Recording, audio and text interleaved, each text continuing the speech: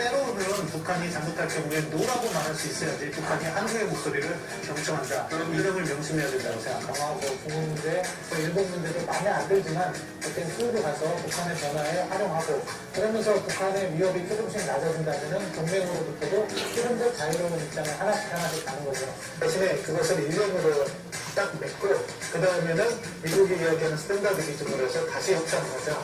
그렇게 함으로써 우리가 마찰도 겪지 않고 나름대로 기업은 충분히 내는 듯한 모습을 만들어주는 게 좋다고 생각하는데 그 13억 달러가 뭐 1조 5천억이니까 그거하고 비슷한데 어떤 그 정도가 우리가 부담할 수 있는 최대치가 아닐까 싶습니다.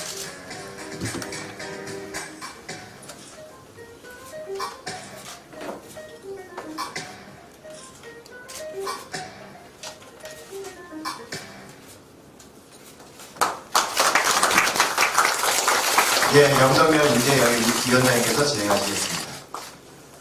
안녕하십니까. 자유한국당 임재영장 염능결입니다. 오늘은 자유한국당의 또 한 분의 인재를 모시는 5번째 시간입니다. 그동안 임재영님은 국민참여, 국가경영으로 구분되어 진행되어 왔고 이전 국민참여 부분에서 20대, 30대, 40대 분들을 여러 분 모셨습니다. 오늘 소개해드리는 분도 40대이십니다. 국가경영에 있어 외교안보 분야에 매우 중요한 역할을 담당하실 신범철 박사님이십니다. 박사님의 소개는 언론을 통해 너무나 잘 알려졌기에 더 이상 덧붙이지 않겠습니다. 지금 대한민국은 외교가 무너졌습니다. 안보가 위중합니다. 신범철 박사님을 통해서 무너지고 위중한 외교안보를 바로 세우는데 저희 자유한국당은 온 힘을 기울이겠습니다. 신범철 박사님을 소개합니다.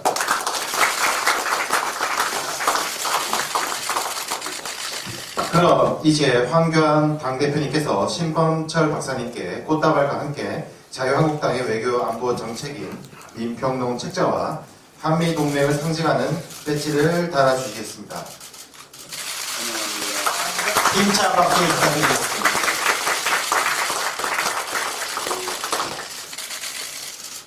민평농 국민중심 통으로 진행하겠습니다.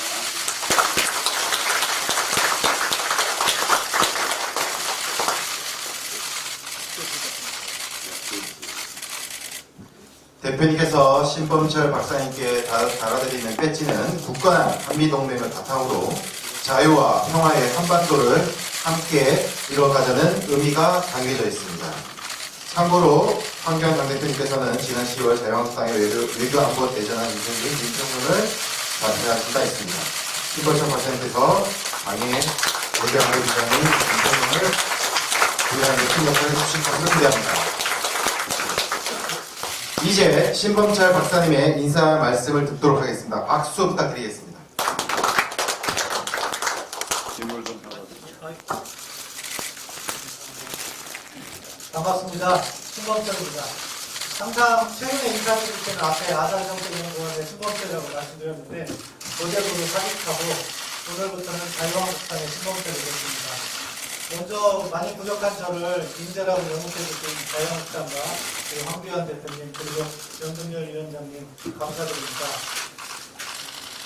사실은 전문가의 길을 걸었었는데 정치를 하려고 하니까 가장 처음 드는 소감은 먼저 죄송한 느낌이 드는 거예요.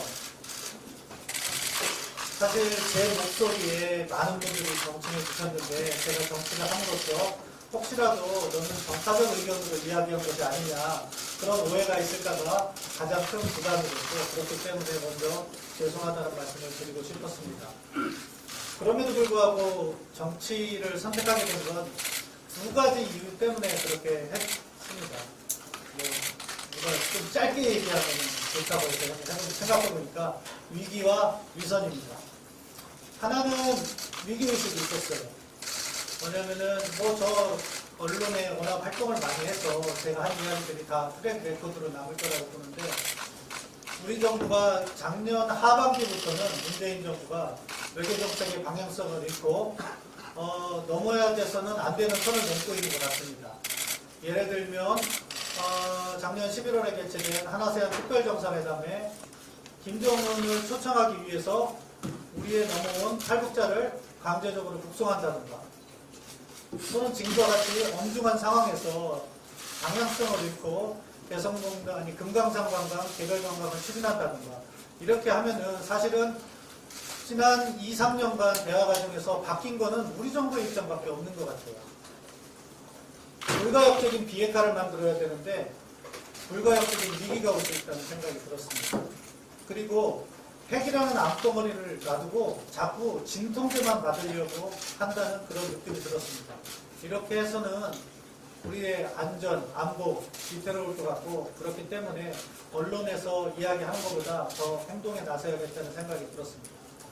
두 번째는 제 개인적인 정치를 하게 된 배경인데요.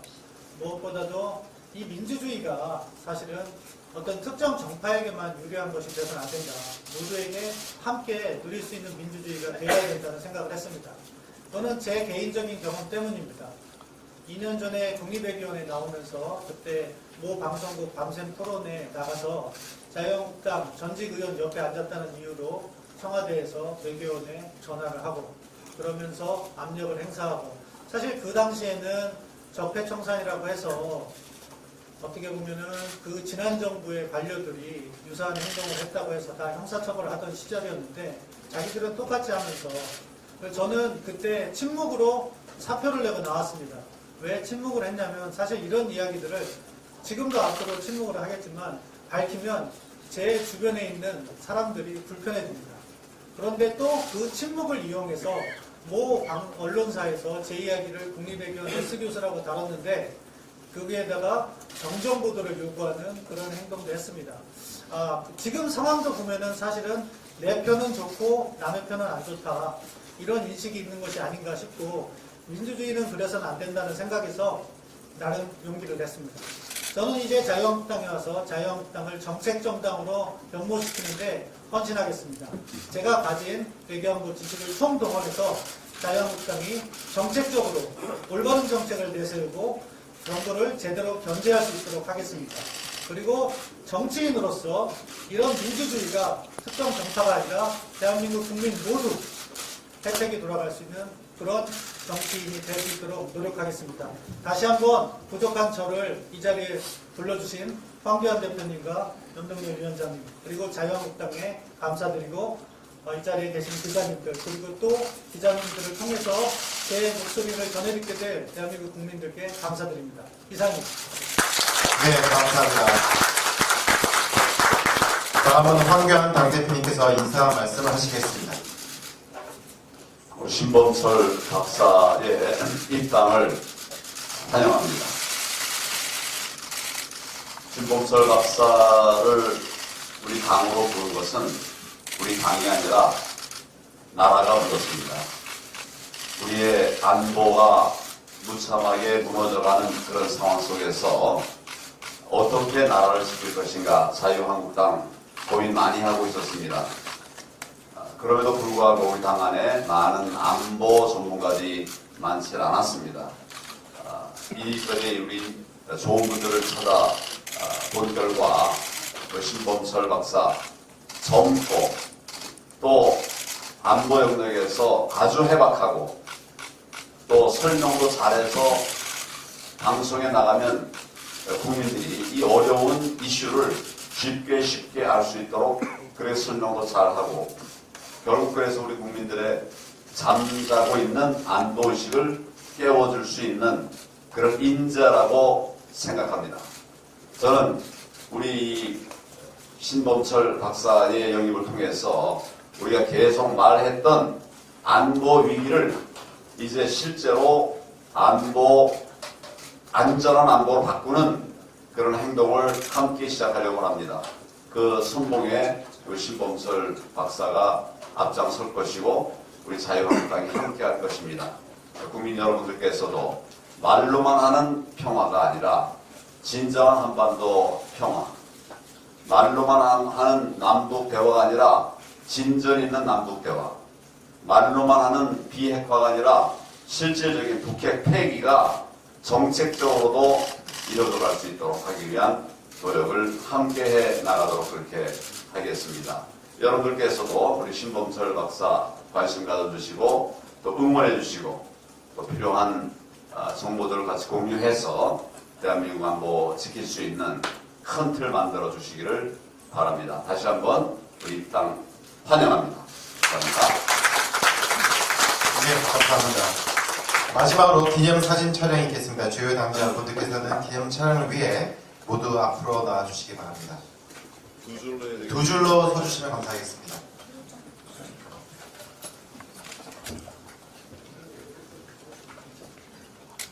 예, 제가 구호를 지창하겠습니다. 제가 자유를 외치면 평화라고 해주시기 바랍니다. 시작하겠습니다. 자유! 예, 다시 한번 구호를 지창하겠습니다. 제가 진짜를 외치면은 평화라고 해주시기 바랍니다. 시작하겠습니다. 진짜!